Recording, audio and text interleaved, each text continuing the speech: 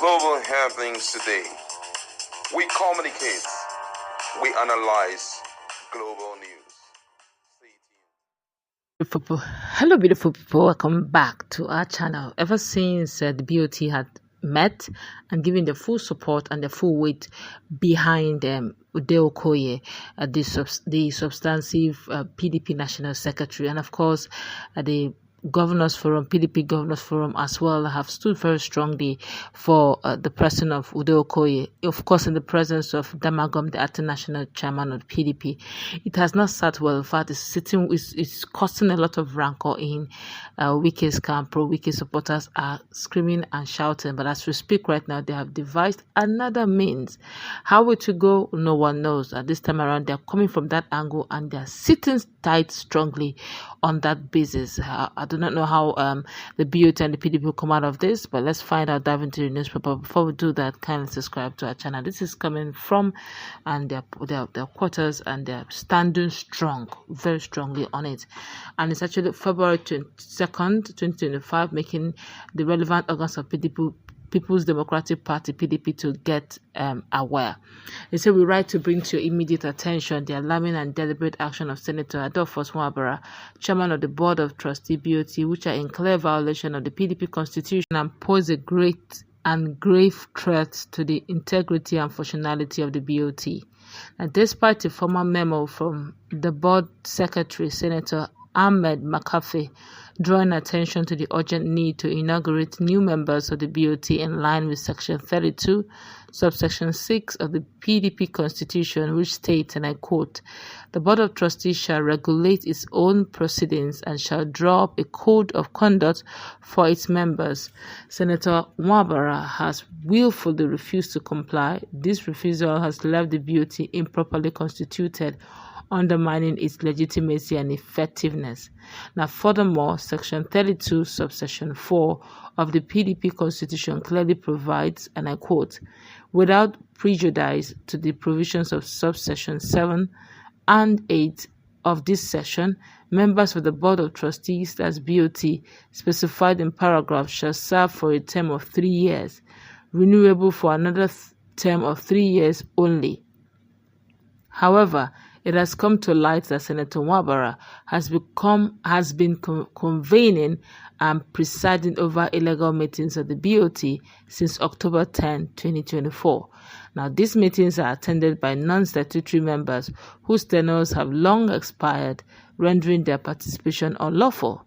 Such actions are a blatant disregard for Section 32, subsection 4 of the Constitution, and are suspectedly orchestrated to create crisis within the party. Investigation reveals that Senator Wabara has consistently sidelined the board secretary and other statutory members in the running of the BoT, opting instead to operate as a one-man show. Now, this autocratic approach is unacceptable and has the potential to destroy the very fabric of the BoT, an institution that is meant to serve as the conscience of the party. It appears that Senator Wabara has yet to learn from the lessons of 2005, when he was disgracefully removed from the office by his colleagues for gross misconduct. His current actions demonstrate a troubling pattern of behavior that disregards due process, undermines institutional integrity, and disrespects the collective will of the party. In light of these grave infractions, we hereby call on the relevant organs of the party to 1. Demand the immediate inauguration of the new BoT members in strict compliance with Section 32, subsection 6 of the PDP Constitution. 2. Conduct a comprehensive audit of all BoT meetings held since October 10, 2024 to ascertain their legality and compliance with the party's constitution. 3. Declare all meetings convened by Senator Wabara since October 10, 2024 as illegal and unconstitutional in line with Section 32, subsection 4 of the PDP Constitution. Now, Senator Wabara is already setting a precedent that must be addressed with urgency and decisiveness. Failure to act now will further erode the credibility of the BoT and the party at large. We trust that the relevant organs will rise to the occasion and take the necessary steps to restore the integrity of the BoT and uphold the principles of our great party. Yours in service to the party concerned elders of People's Democratic Party. The question is, who are these concerned elders of the People's Democratic Party? And now, but of course, you're going to see the internal memo as we're reading. You're seeing the internal memo being signed by Senator Ahmed Mohamed McAfee, CON-FCNA. Now, the last meeting that BoT held, where Senator Adolphus Wabara and the rest, endorsed the person of Udokoye.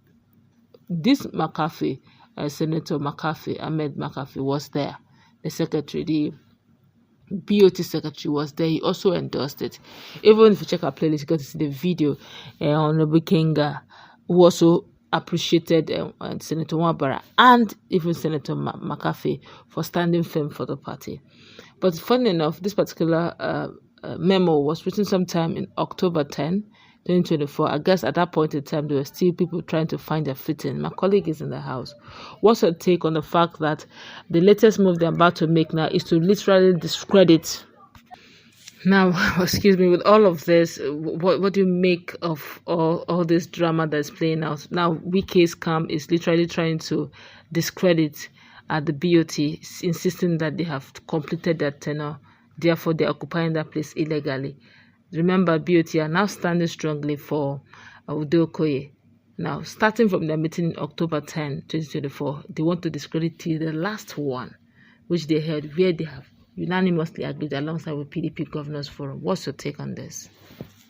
Well, I think that what is happening in PDP is a case of factionalization. There are different factions, and so all of them just want to prove themselves. But let's be very objective about this. Even if you want to invalidate whatever BoT have done, because for most of them their tenures have expired, blah blah blah, but we have to also bring to bear the fact that none of those decisions, especially as it has to do with the National Secretary's crisis, none of them are being it's self-manufactured or BoT manufactured.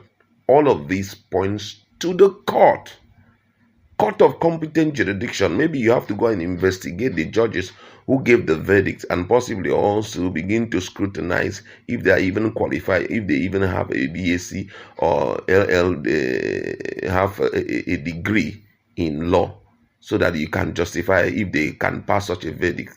Samuel Anyanwu, from all indication, is trying to put up a character that proves that he is the owner of that seat.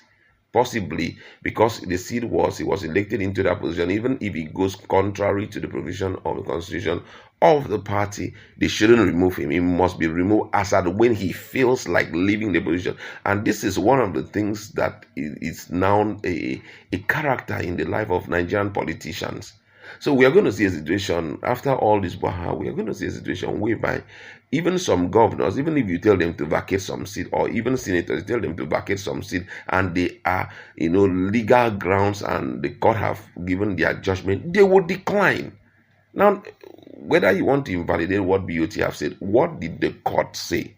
And on what basis did the BoT say you should vacate the seat? Based on what the court have given.